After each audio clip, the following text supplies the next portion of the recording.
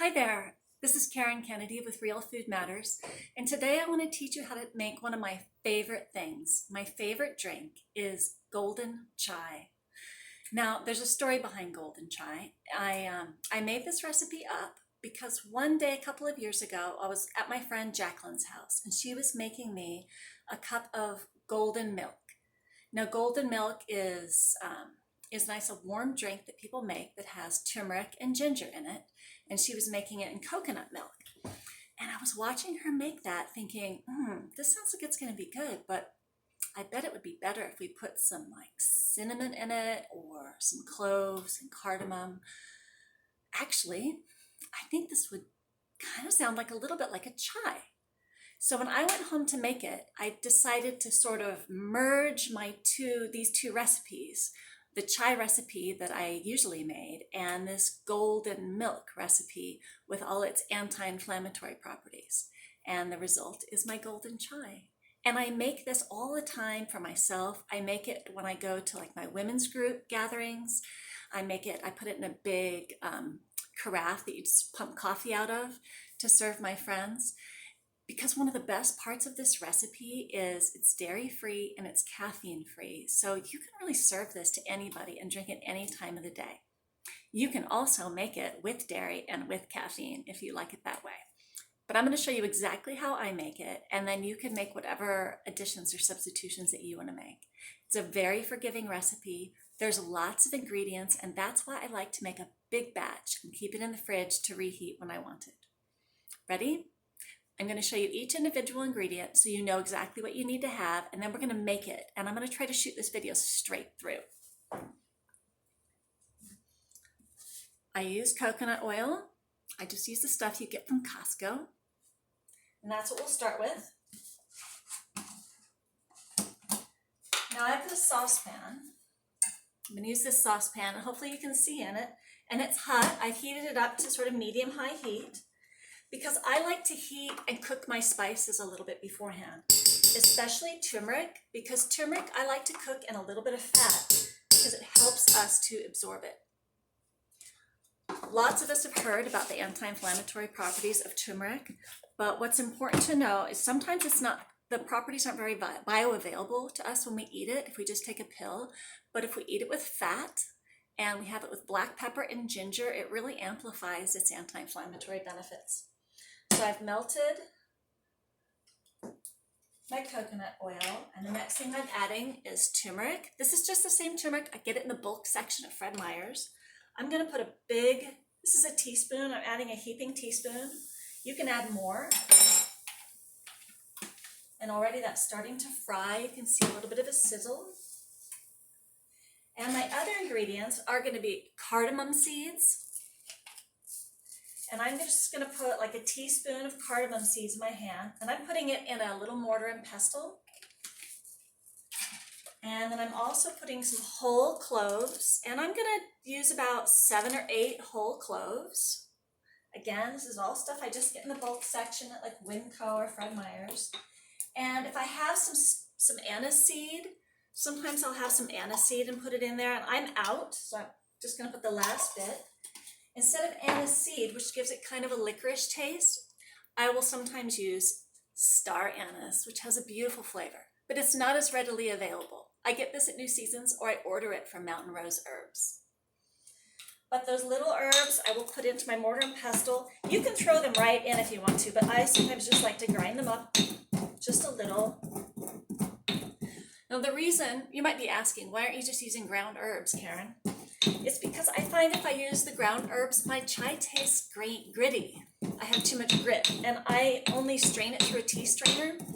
So if I use whole herbs and I just mash them a little, and I cook them in oil a little bit first, I find that really releases their flavor, and I don't get that gritty, powdery tea.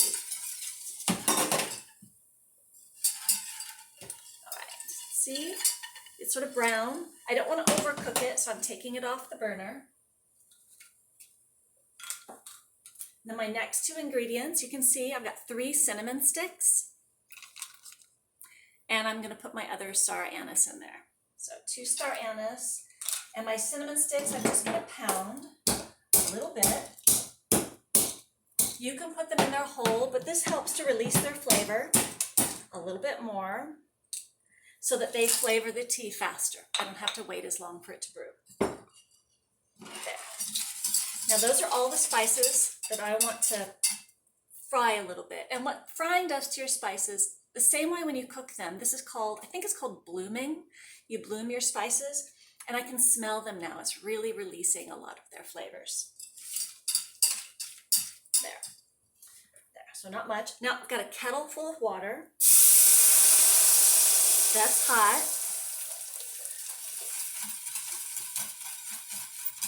And I'm adding, I don't even know how much I'm adding because I always use the same saucepan, and I think I just added about 2 cups of hot water. And now I'm adding my milk. You can use whole milk, which would be wonderfully tasty. I use a mixture of coconut milk and almond milk, unsweetened and unflavored. You can use the vanilla unsweetened, but I don't because I use it for lots of different things. And I just add my own vanilla. So I'm going to add most of this box because what I like is about half water and half milk. Nope, take that back. I used a quart. So I probably put 4 cups of water in there and then 4 cups of coconut milk. Great. So I'm turning this up to high because I want this to come to a boil. And while it's coming to a boil, I'm going to add my other ingredients. What are my other ingredients? The tea. So traditionally chai is made with a black tea, like an Assam tea, and that would be great. But I like to have this drink all times of the day and sometimes after dinner. Because it's kind of sweet and creamy, it often is my substitute when I want something sweet and I know I'm prone to dipping into some dessert that I'd rather not have. I'll satisfy my sweet tooth with a little bit of chai, and I do that at night, so I don't want caffeine. So I use rooibos tea. You might pronounce it differently. That's it. It's caffeine-free red bush tea, and I get this. I order it off of Amazon or from Azure, but you can buy rooibos tea at Fred Meyer's. Almost every grocery store has it now. Caffeine-free. You can use it like black tea, but it does taste a little different. It's mild and wonderful though. And next, ginger. Ginger, great. It's going to give it a really sweet, spicy, pungent taste. And I don't like to fry ginger. Ginger will burn and you lose all of its sweet, wonderful taste. So I put it in at this stage. Same thing when I cook. I wait because it's so aromatic. I put ginger in last. So I'm grating it with a small grater. You could also just chop it up, but if you grate it, you can use less ginger and get more flavor out of it.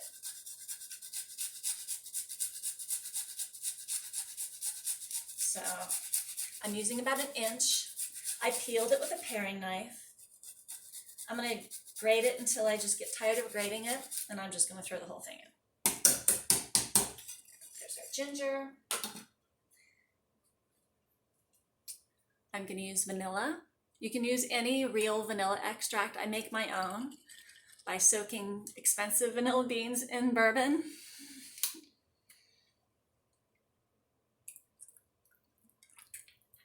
So there's my bourbon. I'm going to grate some black pepper into there. Not a lot, just a little bit. I'm going to put a pinch of salt, just a pinch, because that salt, you won't taste it, but it'll make everything else taste good. And maple syrup. Real maple syrup, not any other kind of maple syrup. If you don't like maple syrup and prefer it, you can add a little bit of sugar to it, or you can add honey or whatever other kind of sweetener you want to add. Or you can leave the sweetener out completely. But look how much I add. I probably add like 2 teaspoons to 8 cups of this. And that makes it taste super sweet and delicious. All right. So I think this is all you really need to add. But there are other things that you could add if you want to. really keen chefs, you can, if you have different spices that you want to experiment with in your cupboard that would taste this nice, that you've seen used in other chai recipes, try them out. This is my basic. I will say that one thing I like to add, especially during the winter and the cold season, is astragalus root. I ordered this from Mountain Rose Herbs. I like this because it has a completely neutral flavor. It doesn't change the taste at all, but it's really good for your lungs. It's the kind of herb that you would take when you're treating a lung infection or trying to keep the lungs healthy so you don't get the cold or the flu or something. So I add a nice handful of that in there.